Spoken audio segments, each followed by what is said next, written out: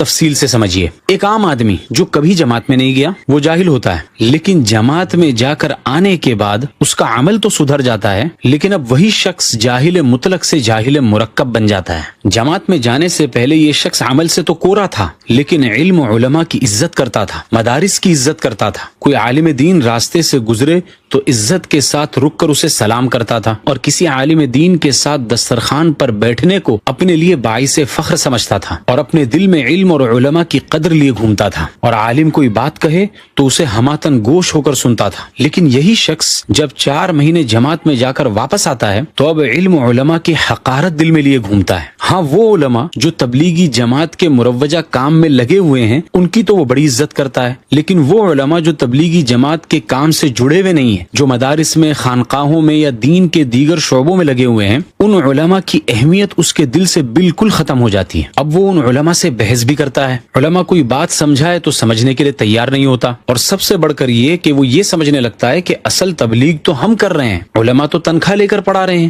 وہ تو اپنے دنیاوی معاش میں لگے ہوئے ہیں. الیاذ باللہ. تو اب ایسے لوگوں کو سمجھانا اور زیادہ مشکل ہو جاتا ہے. اس کی مثال کورے کاغذ سے سمجھو کہ اگر کاغذ بالکل کورا ہو تو اس پر آپ جو چاہیں لکھ سکتے ہیں, لیکن اگر اس کاغذ پر پہلے ہی سے غلط سلط چیزیں لکھ دی گئیں تو اب آپ کو اس کاغذ پر لکھنے کے لیے ڈبل محنت کرنا پڑے گا. پہلے تو جو غلط چیزیں اس کاغذ میں لکھی ہوئی ہیں ان کو مٹانا پڑے گا, اور مٹانے کے بعد پھر صحیح چیزیں ان کاغذ میں لکھنی پڑیں گی. پھر کبھی ایسا بھی ہو جاتا ہے کہ پہلی لکھی گئی غلط چیزوں کو مٹانے میں وہ کاغذ ہی پھٹ جاتا ہے. اب جو کچھ منٹوں پہلے ہم نے یہ دعویٰ کیا تھا کہ تبلیغی جماعت میں جا کر عقائد کا بگاڑ پیدا ہوتا ہے, تو ہم فقط یہ دعویٰ کر کے یوں ہی چھوڑ نہیں دیں گے, بلکہ اس کی وضاحت بھی کریں گے اور اس کی کچھ مثالیں آپ کے سامنے پیش کریں گے کہ وہ کیا عقائد کی خرابیاں ہیں جو تبلیغی جماعت میں جا کر ایک عام آدمی میں پیدا ہو جاتی ہے. نمبر 1, مروجہ تبلیغی جماعت میں وقت لگا کر لوگ اس مخصوص مروجہ ترتیب ہی کو دین کا حصہ سمجھنے لگے ہیں. اسی لیے کبھی کوئی اس کو فرض عین کہتا ہے, کبھی کوئی اس کو واجب کہتا ہے,